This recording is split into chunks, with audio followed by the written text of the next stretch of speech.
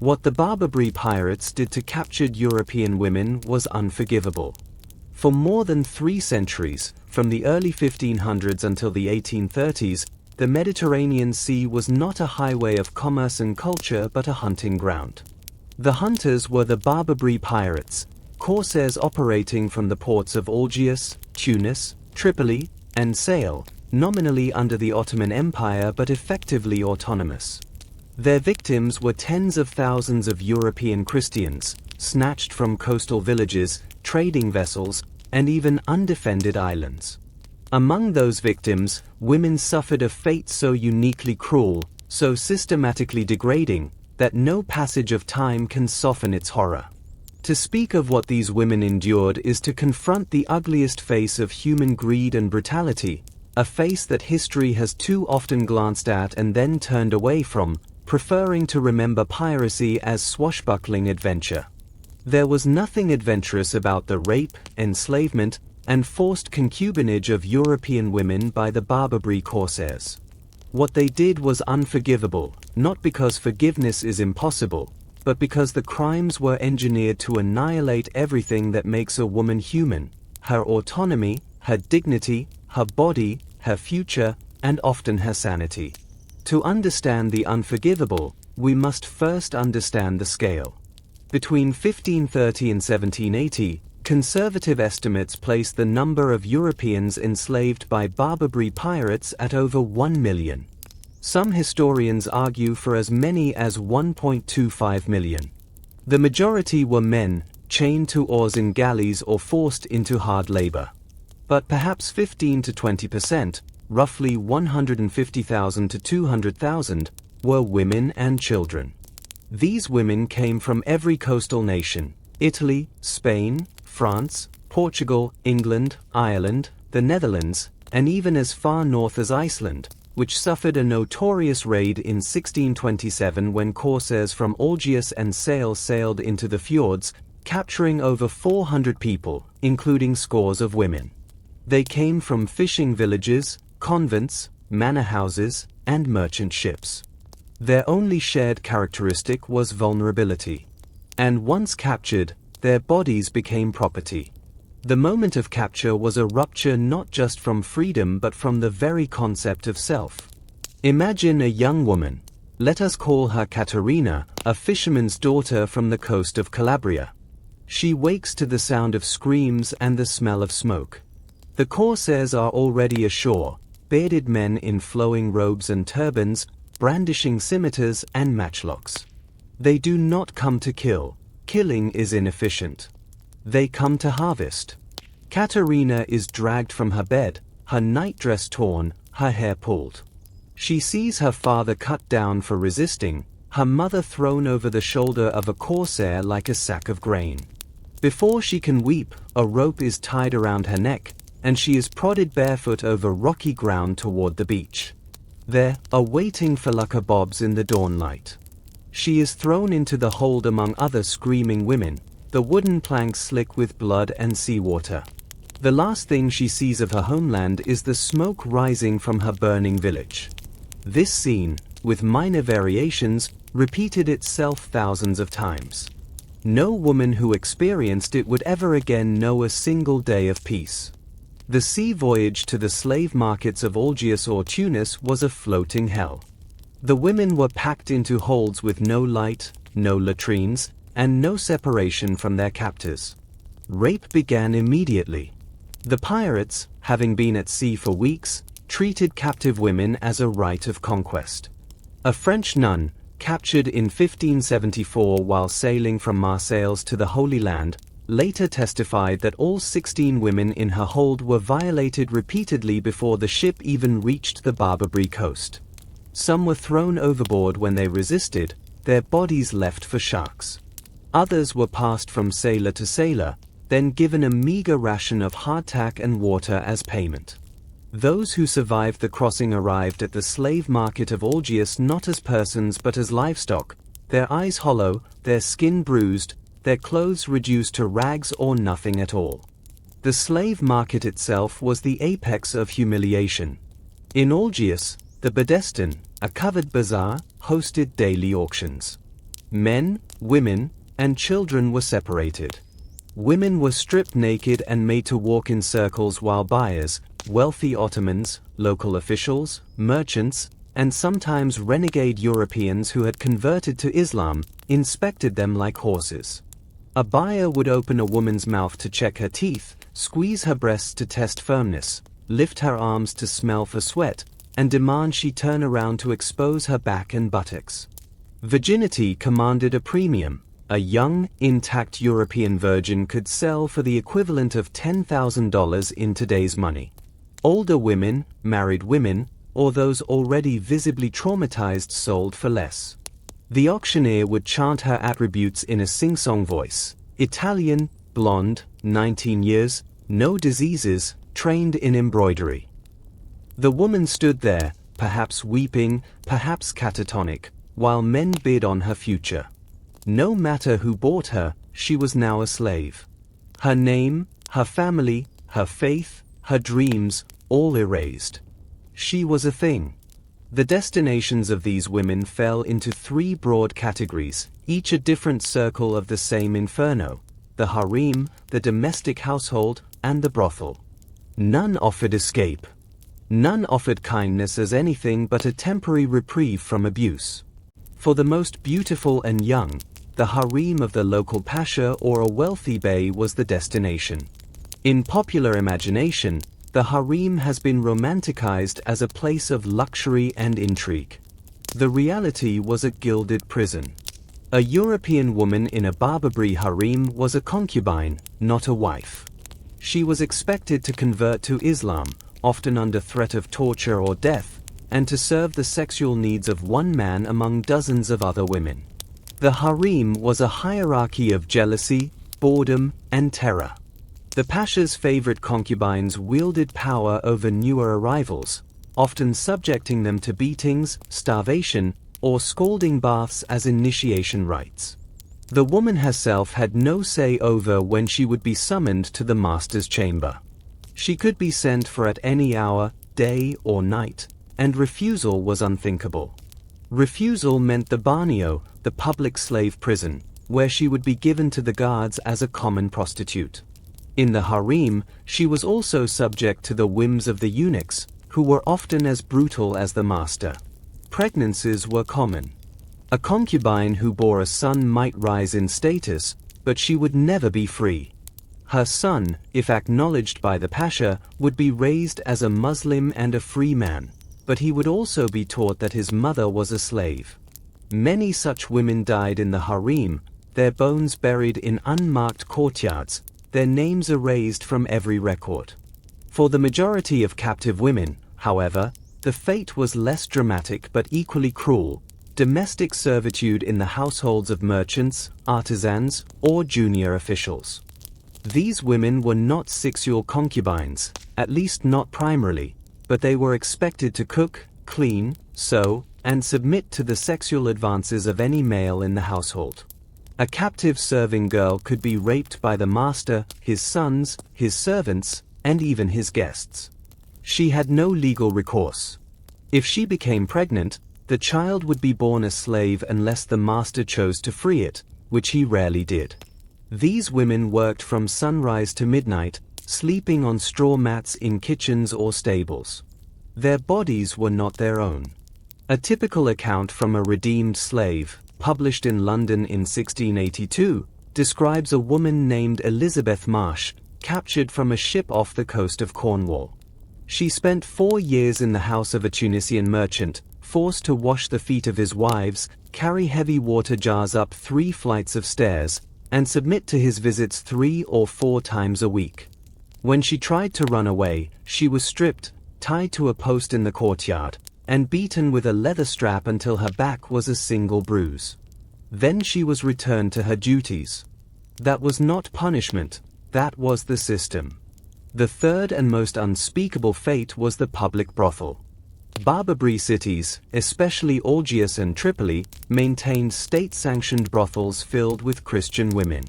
These women were the lowest tier of the slave hierarchy, those considered too plain, too old, or too broken for private sale. They were kept in windowless rooms off dark alleys, Each woman assigned a number. Any man with a few coins could enter, choose a number, and use her. The women were given only enough food to stay alive and were beaten if they failed to attract enough customers. They were frequently infected with venereal diseases, which went untreated. Pregnancies were terminated by crude methods, forced ingestion of toxic herbs, or physical trauma to the abdomen, that often killed the woman as well. The average lifespan of a woman in a Barbary brothel was 3 to 5 years. She died of disease, malnutrition, or violence. Her body was thrown into a pit outside the city walls. No priest prayed over her. No family mourned her. She simply ceased to exist. What made these crimes unforgivable was not just the physical suffering but the systematic destruction of identity and hope. The Barbary Pirates and their masters understood something that modern torturers also know. The most effective cruelty is the kind that makes the victim complicit in her own degradation. Captive women were forced to convert to Islam, often after prolonged psychological pressure. A common tactic was to bring a priest before a woman and threaten to impale him unless she renounced Christ. She would be told that her suffering was God's punishment for her sins. If she converted, she would be given better food, lighter work, and perhaps even a small degree of autonomy, but at the cost of her soul as she understood it. Many converted, then spent the rest of their lives in terror of hellfire. Others refused and were tortured. In 1631, a Spanish nun named Maria de la Concepcion was captured by corsairs and taken to Algiers. She refused to convert, so her captors tied her to a post in the marketplace, stripped her, and had a Jewish merchant publicly shave off all her hair. Then they painted her body with honey and left her tied in the sun for 3 days while insects ate at her skin. She still refused. Finally, she was sold to a man who raped her every night for 2 years until she died of a fever. Her body was thrown into the sea. No one knows where she is buried. The psychological torture was as refined as the physical. Women were shown their own children being taken away to be raised as Muslims and trained as janissaries or servants. They were told that their husbands, if captured, had been killed or had abandoned them. They were forced to write letters to their families demanding ransom, letters dictated by their captors that ended with phrases like, "If you do not pay, I will be given to the soldiers." Some women were forced to watch as other captives were executed by impalement, strangulation, or the infamous hook, a metal spike driven through the ribcage, then suspended. The purpose was not just punishment but demonstration. This is what happens to those who resist. The women learned to smile, to nod, to spread their legs, to say "thank you, master" when handed a crust of bread. That smile was not submission, it was survival. But survival came at a price. Many women who were eventually ransomed or liberated returned to Europe unable to speak of what had happened, unable to look their families in the eye, unable to bear the touch of a man. They spent the rest of their lives in convents or as recluses, their minds shattered into fragments that could never be reassembled. The Catholic and Protestant churches, for all their power, did little to help. The Trinitarian and Mercedarian orders were founded to ransom captives, and they did rescue thousands, including women. But the process was agonizingly slow. A ransom negotiation could take years, during which the woman remained enslaved. The orders prioritized men, who could row galleys, and children, who could be raised as Christians. Women were often left until last. A captured woman's family back in Europe would sell everything, land, livestock, heirlooms, to raise the ransom. The Barbary rulers knew this and set prices accordingly. A woman who cost $500 at auction might command a ransom of $5,000. If her family could not pay, she was either sold again or sent to the brothel. The slave traders even offered insurance policies. For an extra fee, a woman would not be raped while awaiting ransom. The fee was rarely paid. The rapes continued. It is impossible to read the first-hand accounts without weeping. One of the most harrowing is the narrative of Emmanuel d'Aranda, a Flemish captive who wrote a memoir of his years in Algiers. He describes a woman named Isabella, captured from a Spanish ship at the age of 22. She was sold to a wealthy corsair captain who kept her in his house for 3 years, raping her nightly. When she became pregnant, he beat her until she miscarried, then sold her to a brothel because she was damaged goods. D'Aranda met her there, a year later. He wrote, "Her face was still beautiful, but her eyes were dead, like 2 oysters in a dry shell. She spoke to me in Spanish, the language of her childhood, but she could not remember the words for mother or home. She asked me if I had any bread. I gave her my ration. She ate it like a dog, without looking up, then crawled back to her corner. The next week, she was dead. The owner said she had a fever. I think she died of forgetting."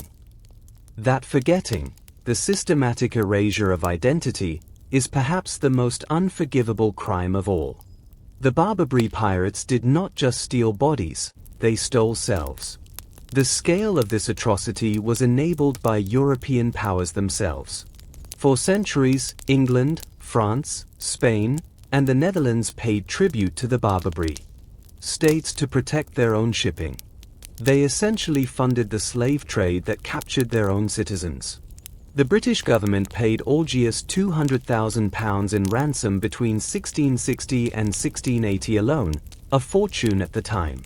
The logic was coldly economic. It was cheaper to pay tribute than to maintain a navy large enough to suppress the corsairs. And so the raids continued.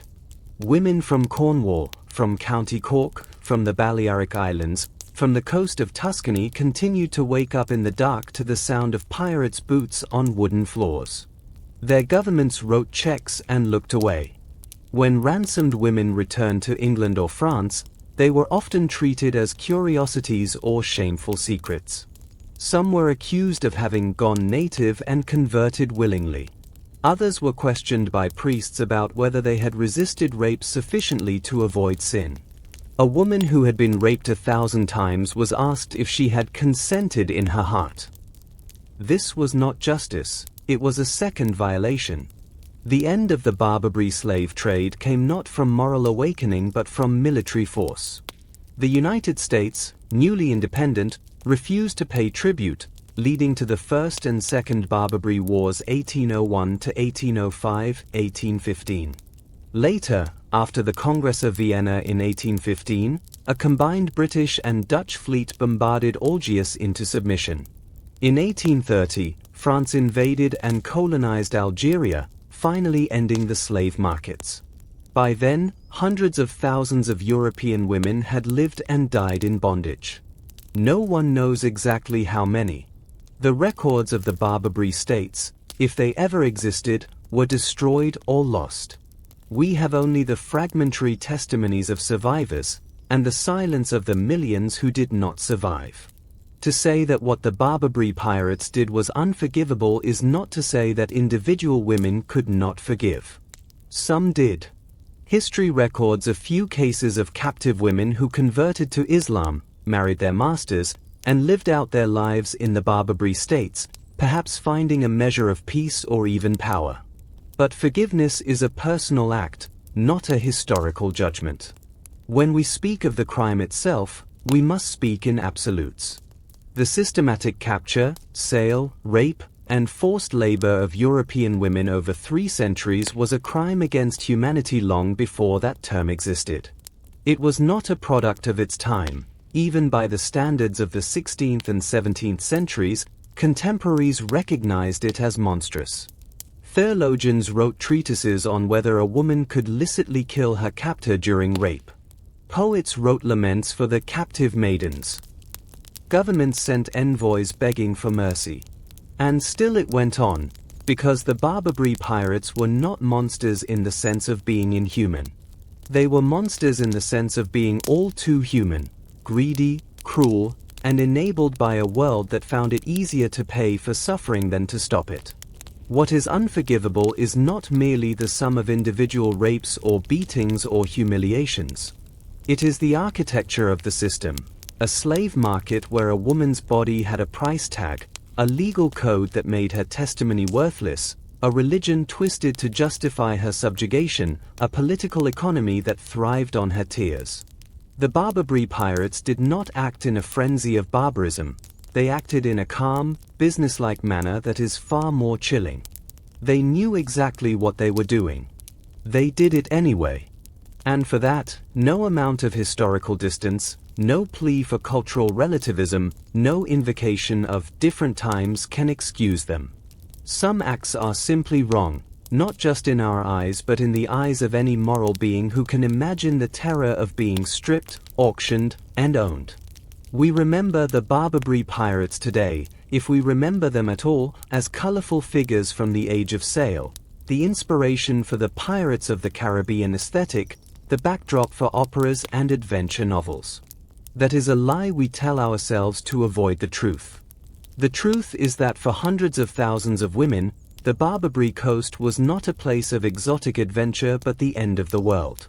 It was a place where the sun rose on the same walls every morning, where the sound of the muezzin's call was a reminder that their God had abandoned them, where the only escape was death.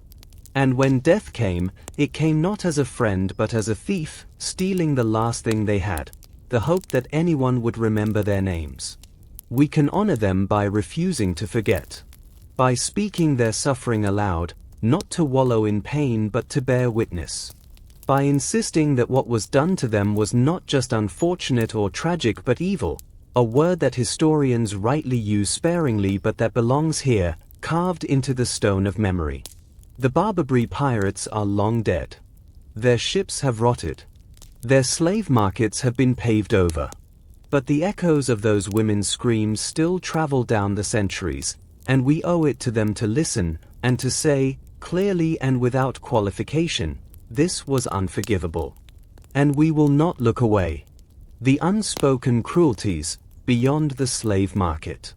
The first part of this account described the capture, the crossing, the auction block, and the three primary destinations for enslaved European women: the harem, the domestic household, and the public brothel. But to fully understand why these crimes are unforgivable, we must descend further into the daily realities that those bare categories conceal. For the women who lived through years or decades of Barbary enslavement, the horror was not in grand, singular atrocities, though those certainly occurred, but in the grinding, repetitive, inventive cruelty that filled every hour between sunrise and the next sunrise. The Barbary Pirates and their masters did not merely enslave women, they engineered a universe in which a woman's suffering was the currency of everyday life. Consider the matter of clothing, or the lack thereof. Many captive women arrived in Algiers or Tunis wearing little more than torn nightclothes or the shredded remnants of their dresses. They were not given new garments. Instead, they were often forced to wear rags or nothing at all. In the slave markets, nudity was standard for inspection. But even after purchase, a domestic slave might be given only a single course shift, which she had to wash at night and wear wet the next day. In the harem, concubines were dressed in fine silks, but those silks belonged to the master, who could strip them away at any moment as punishment. A woman never owned the cloth on her back. She could not cover or uncover herself by her own will. That loss of control over the most basic human need, modesty, warmth, protection from the elements, was a daily reminder that she had ceased to be a person. In winter, when temperatures in coastal North Africa could drop near freezing, women in rags huddled together in unheated cellars, their teeth chattering, their feet turning blue. No one gave them blankets. Blankets were for free people. Food was another weapon. Captive women were fed irregularly and poorly, stale. Bread, watery soup made from offal, sometimes nothing at all. A concubine in a wealthy household might eat well, but only as long as she remained in favor. Displease the master, and she would find herself dining on scraps thrown to the dogs. Domestic slaves were often given the leftovers from the family's meals after the free servants had taken their share. Many women slowly starved, their ribs becoming visible beneath their skin, their hair falling out, their teeth loosening. Hunger was not accidental, it was a control mechanism. A starving woman is weak. A weak woman cannot run, cannot fight, cannot plan an escape. She can only obey. And so they obeyed, their stomachs cramping, their minds fogged with malnutrition, while their captors ate lamb and couscous and honeyed pastries in the next room. The smell of that food drifting under the door was a torture more refined than any whip. Then there was the matter of hygiene, or the deliberate denial of it. In the public brothels, women were given no means to wash themselves. They bled from their monthly cycles onto the same straw pallets where they were raped. They developed infections that oozed pus and stank. Their captors did not care, because diseased women could still serve customers who were drunk or desperate. In domestic households, a slave might be allowed to draw water from the courtyard well once a week, but only under supervision, and only for a few minutes. She could not bathe properly, she could only splash water on her face and under her arms. Lice, fleas, and scabies were universal. Sores festered. A woman who became too ill to work was not taken to a doctor. She was thrown into a holding cell, a matamor, an underground grain silo converted to a dungeon, where she was given a cup of water per day until she either recovered or died. Most died. Their bodies were removed by other slaves who were forced to drag the corpses by the hair so as not to soil their own hands. No ritual. No marker. Just the pit. The children, born into bondage. Perhaps the most heartbreaking dimension of this history is the fate of the children born to captive European women. Pregnancy was not a miracle of life in the Barbary slave system, it was a catastrophe. A woman who became pregnant by her master faced an impossible choice. If she bore the child, it would be born a slave, unless the father chose to free it, which he rarely did. The child would be taken from her almost immediately, often within hours of birth, to be raised as a Muslim. She might never see it again. If she protested, she was beaten. If she tried to keep the child hidden, she was tortured. A Dutch woman named Gertrude, captured from a merchant ship in 1678, gave birth to a son in the kitchen of her master's house in Tripoli. The master's wife, a jealous and cruel woman, took the newborn from Gertrude's arms and handed it to a eunuch, who carried it away. Gertrude screamed and ran after him. She was stopped by two male slaves who held her down while the master's wife beat her across the face with a wooden spoon.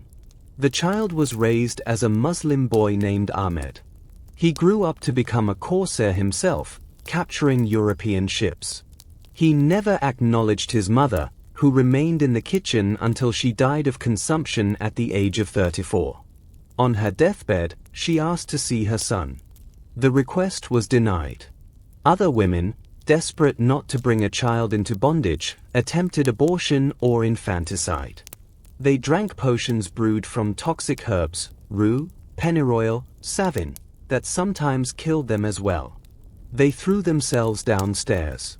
They tied cords around their bellies and pulled. Some succeeded in ending the pregnancy, many more died of hemorrhage or infection. A French woman named Marguerite, captured at the age of 19 from the coast of Provence, became pregnant by her master after just 2 months in his house. She tried to abort using a knitting needle. The resulting infection spread to her blood. She died in agony over the course of 2 weeks, her master refusing to call a physician because she is only a slave. Her body was thrown into the harbor. The fish ate her. For the children who survived to grow up in Barbary captivity, their European mothers became a source of shame. They were taught to despise Christianity, to mock their mother's former faith, to call their mother's birth names infidel names. Many such children, when they reached adulthood, fully embraced their identity as Muslims and North Africans. They married free women, owned slaves themselves, and sometimes even participated in raids against European coasts. The mothers watched this transformation with a grief so profound that it often extinguished their will to live. What is the point of surviving, after all, If your own child looks at you as a thing to be used and discarded. The Barbary system did not just steal women's bodies, it stole their motherhood, turning the most sacred bond into another instrument of torture. Escape attempts and their punishments. Some women tried to escape. The odds were vanishingly small. Barbary cities were walled, with guarded gates. The surrounding countryside was desert or hostile tribal territory. A European woman, with her pale skin and her inability to speak Arabic or Turkish fluently, could not blend in. She would be recognized within hours. Nevertheless, women tried. They bribed guards with sexual favors. They slipped away during market days. They hid in the holds of visiting Christian ships, hoping to be carried home. Almost all were caught. And the punishments for attempted escape were designed to be unforgettable, not just for the woman being punished, but for every other slave who witnessed it. A common penalty was the bastinado. The soles of the feet were beaten with a thick stick until the bones shattered. The victim could not walk for months, and often never again. Another punishment was public rape by multiple men, sometimes in the slave market itself, as a lesson to other women. Some women had their noses or ears cut off, disfiguring them so that they could never again be sold as concubines. They would be relegated to the brothels or the hardest labor. A few were impaled. Impalement was reserved for the most serious offenses, killing a master, attempting to burn down a house, or helping other slaves escape. The victim was seated on a sharpened stake that was slowly driven upward through the body. Death could take days. The bodies were left in place as warnings. One particularly harrowing account comes from the testimony of a Maltese woman named Graziola, who was captured in 1644 and later ransomed by the Knights of Malta.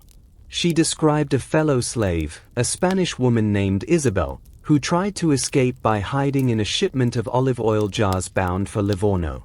She was discovered when a merchant noticed the jars were heavier than they should be. Isabel was dragged out, covered in oil, and brought before the Pasha. He ordered that she be stripped, tied to a post in the main square, and have hot pitch poured over her breasts and thighs. Then she was given to the city's executioner, who cut off her left hand and her right foot. She was left to bleed to death in the square. Graziola watched from a window.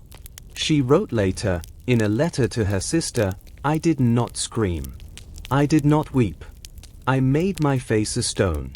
But inside, I died with her. We all died with her." And the pirates laughed, because they knew that after this, none of us would try to run. That was the purpose. Not to punish Isabel, she was already dead, but to kill hope in the rest of us. And it worked. I did not try to escape again. I waited 7 years for ransom. 7 years of silence. The role of renegades, European women who collaborated. One of the most morally complex aspects of the Barbary slave system was the presence of European women who, for various reasons, chose to collaborate with their captors. These were not women who converted to Islam out of genuine conviction, though some did. These were women who, after years of abuse, decided that the only way to survive was to become part of the system themselves. They became overseers, informants, and sometimes even slave traders. They betrayed their fellow European women to gain favor with their masters. They were hated by the other captives with a ferocity reserved for traitors. Consider the case of a woman known only as the Venetian, who was captured in 1588 and sold to the Pasha of Algiers. After 5 years as a concubine, she converted to Islam and married a junior official in the Pasha's court. She then began helping her husband manage his own household slaves, all European women. She taught him how to break their spirits, which ones to beat, which ones to starve, which ones to threaten with sale to the brothels. She personally supervised the whipping of a 14-year-old French girl who had refused to convert. When the girl died of her injuries, the Venetian ordered her body thrown into the latrine pit. Another captive, an Englishwoman named Anne, later wrote in her memoir, "The Venetian was worse than any Turk. The Turks were cruel because they believed we were infidels. She was cruel because she had forgotten that she had ever been one of us. She looked at us and saw only her own past, which she hated. We were mirrors she wanted to smash.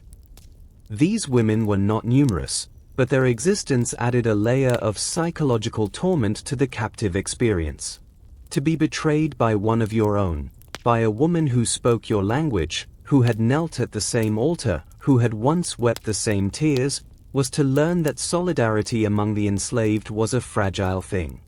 The Barbary system encouraged this fragmentation. Masters deliberately pitted captives against each other, offering small rewards, an extra blanket, a piece of fruit, a night without rape, to the woman who informed on a planned escape or a forbidden prayer meeting. Many women refused to inform, even under torture. But many did not. Hunger and fear are powerful solvents of loyalty. And the women who informed carried that guilt for the rest of their lives, even if they were eventually ransomed. One ransomed woman, returned to Naples in 1692, spent the remaining 40 years of her life in a convent, never speaking to anyone except during confession. The priest who heard her final confession reported that she whispered over and over, "I told them where the key was. I told them." The women in the cellar. "I told them where the key was." The priest absolved her. She died the next day. Whether she believed in the absolution is not recorded. The ransom system, a cruel hope. For many captive women, the only hope of freedom was ransom. Families in Europe scraped together money, sold possessions, borrowed from neighbors, and petitioned the church for assistance. The Trinitarian and Mercedarian orders sent friars to Barbary cities to negotiate ransoms. These friars were brave men who risked their own enslavement, and they did save thousands. But the ransom system was itself a form of torture. The process could take years. During that time, the woman remained enslaved, her fate hanging on the success of negotiations happening thousands of miles away. She might be told that her family had paid, only to learn later that the money had been stolen or lost. She might be told that her family had abandoned her, a lie told by her master to break her will and make her convert. She lived in a state of suspended animation, neither free nor resigned to permanent slavery, her heart leaping at every ship that entered the harbor and sinking at every false rumor. The ransom price for a woman varied depending on her age, beauty, skills, and the mood of her owner. A young, pretty, healthy woman might be priced at the equivalent of $20,000 in today's money. An older woman or one with visible injuries might be as low as $2,000. But even the lower price was far beyond what most European peasants or fishermen could afford. A family might spend a decade raising the money, only to find that their daughter had died in the meantime, or been sold to a different city, or converted to Islam and refused to leave. Yes, some women, after years of enslavement, did refuse ransom. They had been so broken, so reshaped by their captors, that the idea of returning to Europe, to a society that would see them as damaged goods, to families that might not recognize them, to a God they had been forced to renounce, was more terrifying than staying. Those refusals were not acts of choice in any meaningful sense.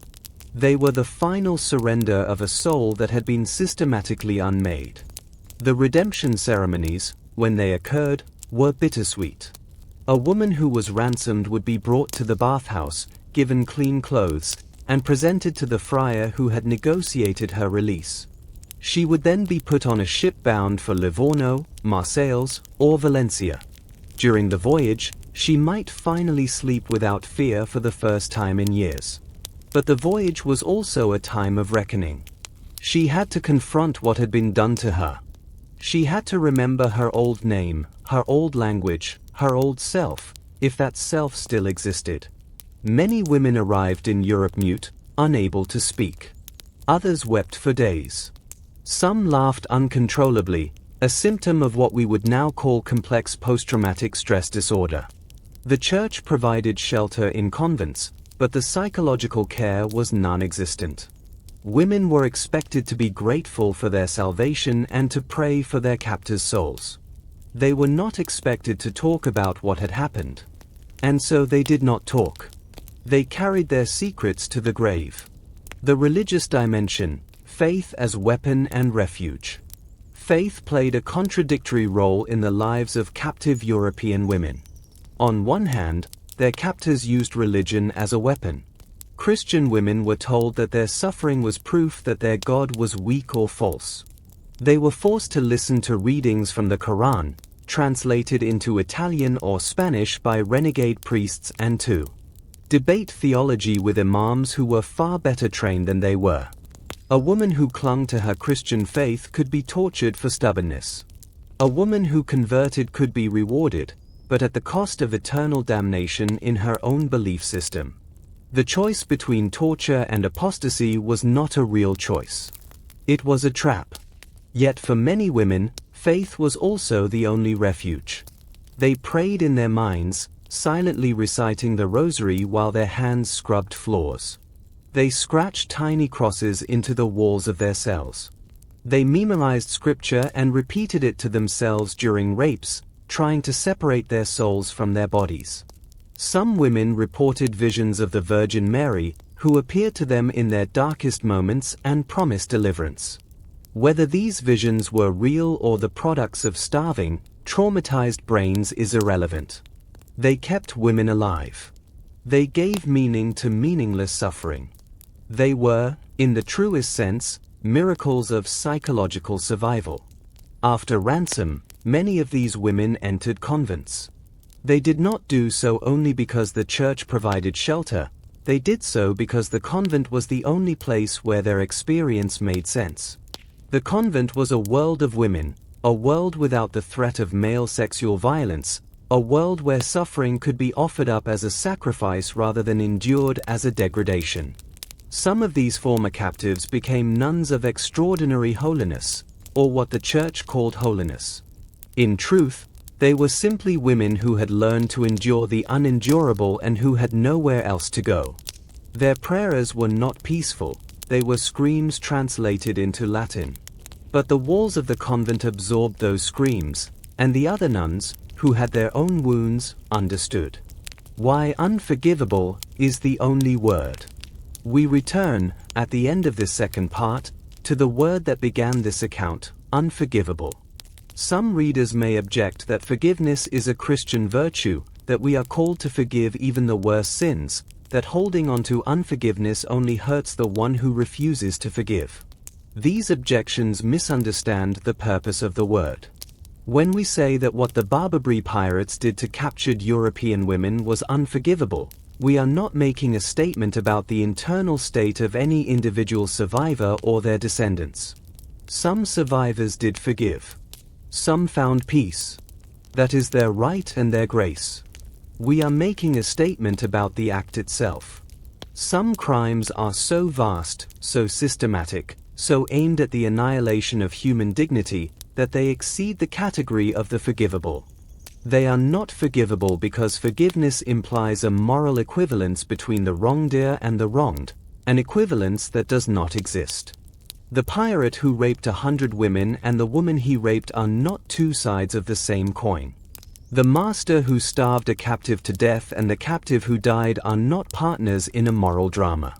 To forgive such crimes without the perpetrators even asking for forgiveness, which they never did, would be to trivialize the suffering. It would be to say, in effect, that what happened was not that serious.